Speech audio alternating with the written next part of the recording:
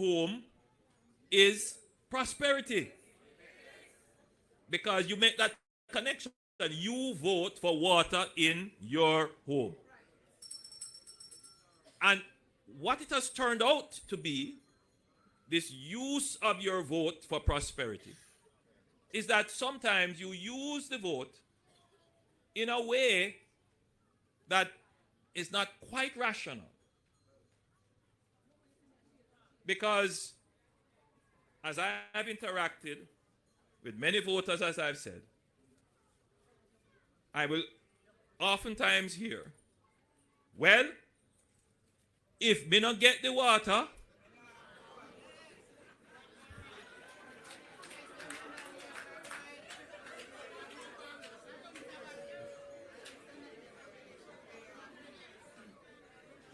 that in itself is irrational. That if you don't get the water, you're not voting. In other words, the very power that you have to get the water, you decide that you're not going to use it. But then there is the other side of the irrationality. If me don't get the water, me not go vote for you.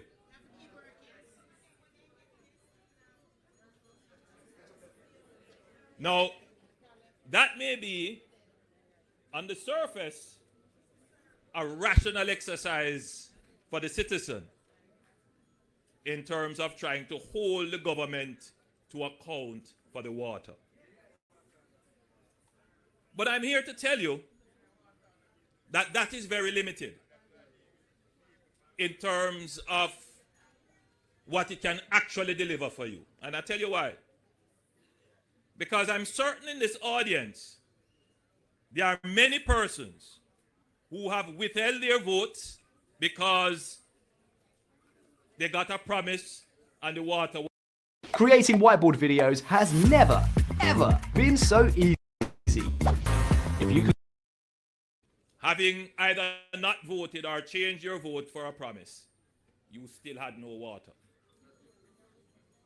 So how should the citizen of Masonal or any other district facing this challenge of I want the goods of democracy, how should we use our vote to secure our prosperity through the democratic process?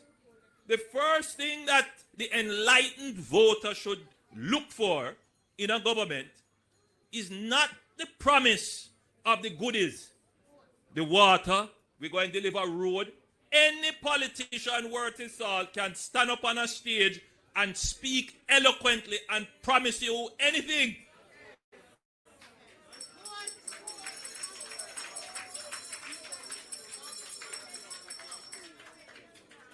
They can promise you anything. And many of you have fallen for it. Either by saying, boy, I'm sound good, me I go change him vote. Boy, I'm promise me this, or boy, I'm saying I'm going to do that. And you change your vote. And then when it don't happen, you kiss your teeth and say, politics can't do nothing. But you have to know, as electors, looking back at this history, and recognize that you have to use your vote, your authority over the politicians in a different way. You must vote for the politicians, because you can't do without the politicians. There's no way countries run without them. But you must use your vote to support the politicians that demonstrate the wherewithal to deliver. Some politicians come with wishes, and some politicians come with wherewithal. You ever heard that word before? Wherewithal. The ability, the capacity to turn promises and commitments into reality. They may not be the most eloquent politicians because they take their limited time to develop their skill in administration and management, in understanding problems, in managing systems and bureaucracy to actually get the results for you. I stand here as a politician, not giving you wishes and dreams. I see myself as a leader of this country whose mission it is to deliver the benefits for the people of this country, to create the wherewithal, the ability, the engine to transport the Jamaican people from poverty to prosperity.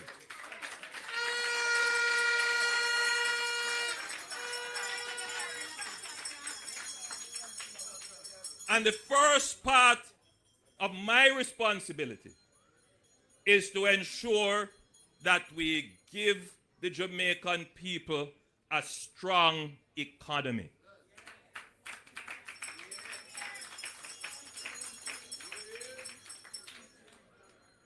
A big trick has been played on all of you.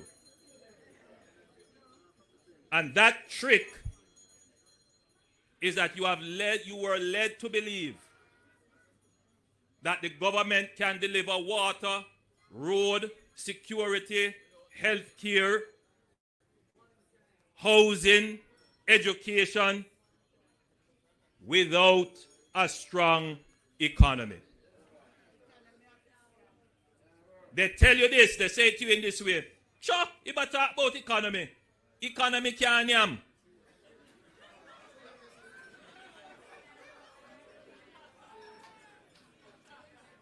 Putting in your mind that somewhere there is some secret fund that the government has that they can just dip into and come and deliver.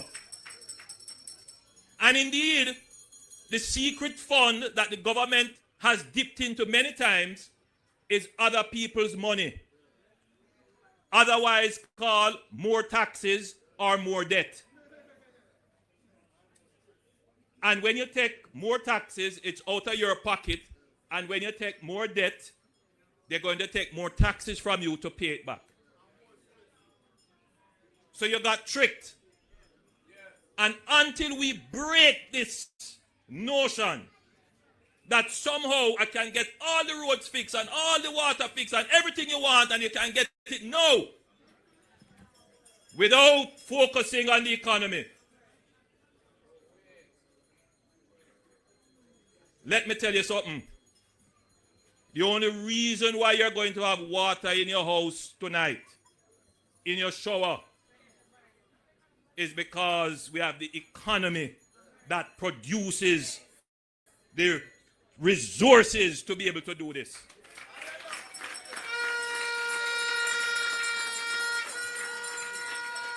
So not only can the economy nyam, the economy can drink.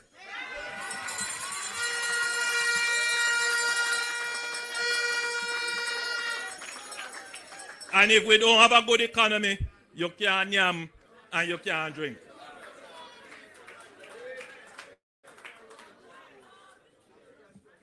What has this government done? We have spent the time to ensure that we have a strong economy. So I can stand here this Friday, as I did the Friday before and the Friday before and the Friday before and the Friday before and the Friday before, one after the other,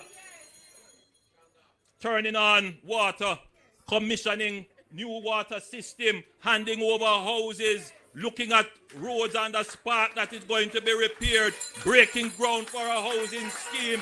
Come on, man. It is the economy that has done that. It is the good government of Jamaica that has done that.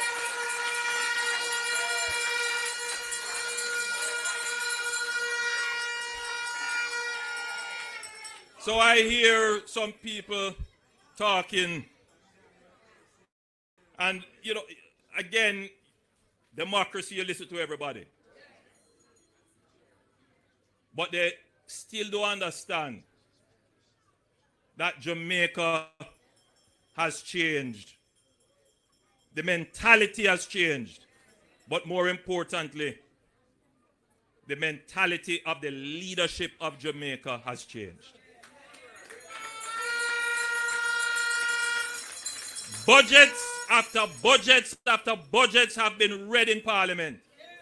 And politicians have stood up and say, I will give $1 billion to young people. Well, but they also said, I'll give $1 billion as a grant to young people for their first deposit. Very laudable. Nobody can argue with that. They have said they would give meals every day on the PATH program or school feeding program, all kinds of promises. And you don't think I would want to do those things too? But for the first time in the history of Jamaica, a sweet-mouthed politician would have stood up and made sweet promises. But because this government has changed the culture of budgets, we took the time to cost it, to put a price on it, to see whether or not if these promises make sense. Because in the long run, and in what they have proposed in the short run, is you go and pay for it. Because you may believe that the promises are free. But if you don't price it correctly, if you don't put a cost to it, it is going to end up coming back to you. My friends, the long-suffering people of Mason Hall, we have been able to bring water to your homes after 200 years of establishment as a district without asking you to pay $1 additional more in taxes.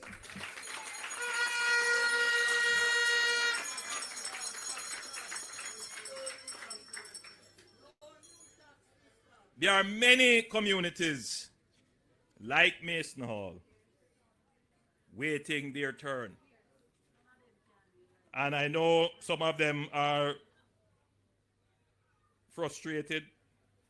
I recall going to a lovely community in South St. James, and a young lady came to me and she said, you know, Prime Minister, I work in a supermarket in Montego Bay.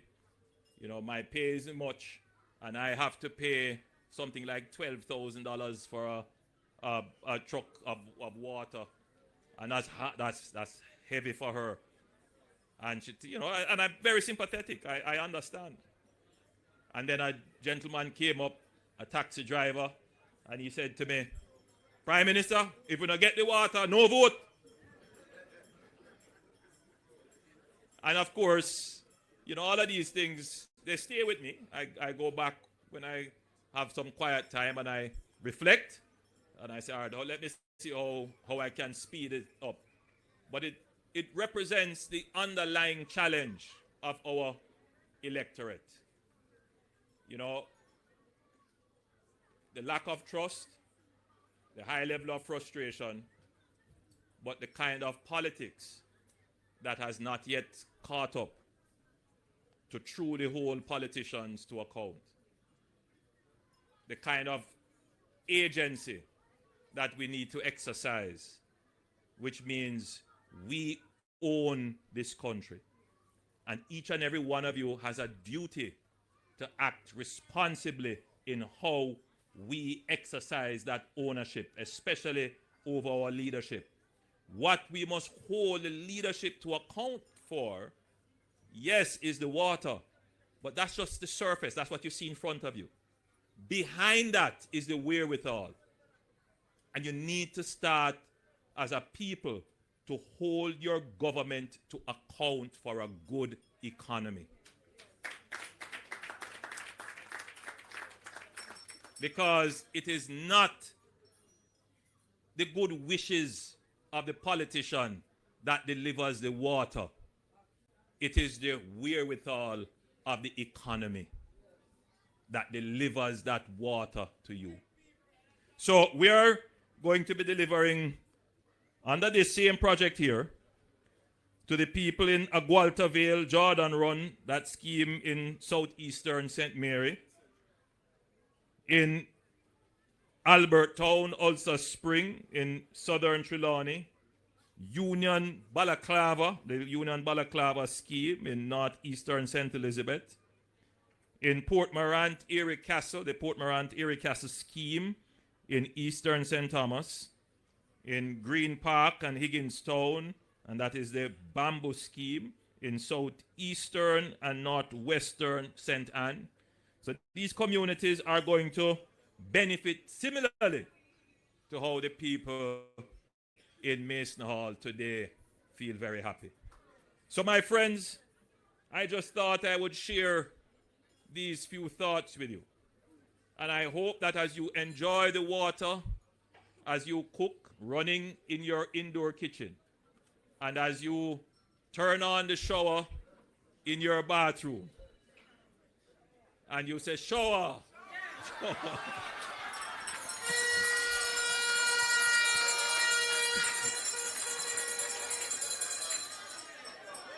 You will remember that it is not the sweet promises of politicians which have been broken over and over again, because I'm sure your 94-year-old grandmother could probably recall several times that politicians have made promises. What matters is the economy, and you need to ensure that you cast your vote for the leaders who will keep the economy strong, who will grow the economy, and who will use the benefits of the economy for you. That is how you need to vote.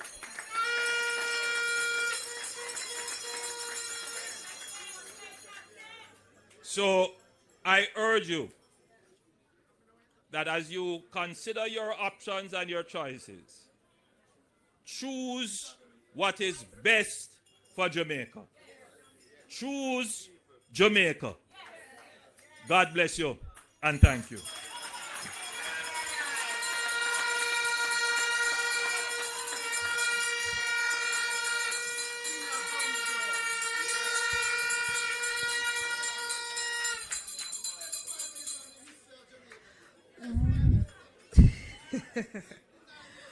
When I listen to the Prime Minister speak, I am inspired. When I hear Dr. the Most Honorable Andrew Holness and members of his cabinet speak, I know that this country is in good hands. I know the future of this country is safe. I know that Jamaica is heading in the right direction. Thank you, Prime Minister. Now, I know that everybody would want to say something to the Prime Minister, but we are going to ask Mr. Jerome Lewis to come and say something on behalf of you, the people of Mason Hall, you and I, because I am from here, to say something in response to the Prime Minister. Mr. Lewis, I'm giving you 2 minutes to wrap it up, all right? 2 minutes. Thank you very much, Madam Chairperson. The Most Honorable Andrew Michael Holness, Prime Minister of Jamaica, Honorable Bobby Montague, Honorable Matthew Samuda, and other distinguished persons present here this afternoon. On the behalf of the citizens of Mason Hall, I just want to take this opportunity to say a big thank you. This has been a long time coming. I remember being a little boy growing up in this community, seeing my grandparents getting old and have passed. My mother also will be 92 years old this year. And I'm now the senior citizen in this very community. If you were paying keen attention